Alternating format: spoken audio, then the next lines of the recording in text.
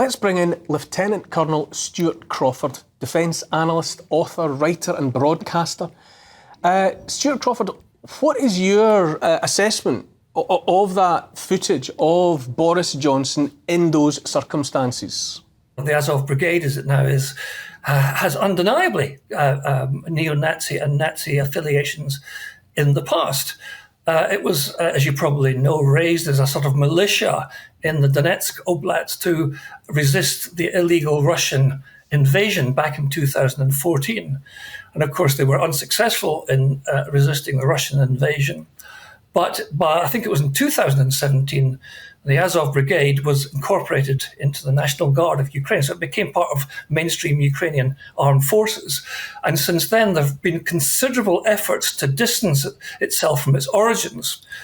And of course, the one incident, or the one event in which they played a major part was the siege of Mariupol, where they retreated into the steelworks and kept the Russians out for a considerable period of time against, it has to be said, overwhelming odds before the Ukrainian government told them to surrender. So I think that we have to place it in the context of how that organization has developed. I'm not making any pleas for them. I'm not carrying a flag for them, no pun intended. But I think that the affiliations with neo-Nazism and Nazism are in the past. And certainly, of course, Boris Johnson is not a neo-Nazi, nor would he support any organization which had such ideology. I'll leave that there for the moment, Lieutenant Colonel Stuart Crawford, but you'll be joining us later in the show, where we can get into a lengthier conversation on this topic. Thank you very much for your contribution so far, though. Joining me this evening is broadcaster, author and TV personality and chum, Ingrid Tarrant. Hello, Ingrid. Hello, Neil. This is an extension for me, really, of the topsy-turvy, upside-down nature of the world. Where men are really women and the countryside is racist. Well, they don't know what they are. And all of Britain's history and heritage is just shameful and all of the rest of it.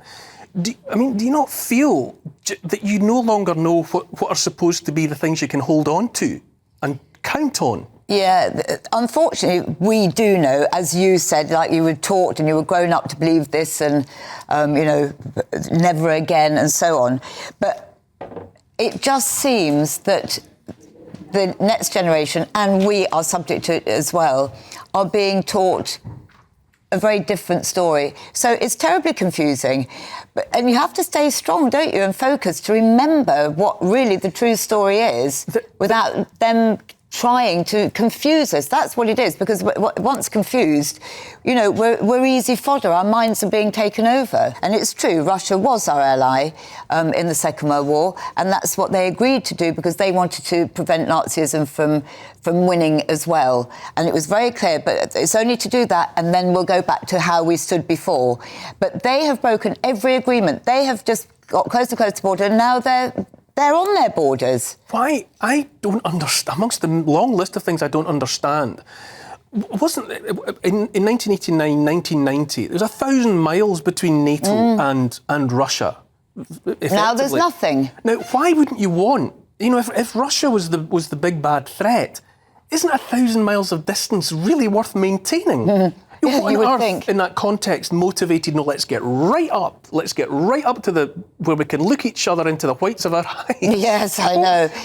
That's aggressive. Yeah, that is totally aggressive and that's provocative. But also, let's not forget that they've got their nuclear plants there. That's the Western world, that's America, and it's the breadbasket of the world. So they have something to offer. If there wasn't that, and of course we've got the pipeline going through, that's another strange thing.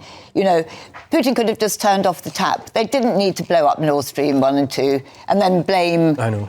Oh, we're going really down a rabbit hole here, aren't we? But I get so angry about the way that this is packaged. It's an interesting rabbit hole, but we've got a break upon us already, Ingrid, after which, should primary schools be teaching pupils about gender identity? You're watching The Neil Oliver Show on GB News.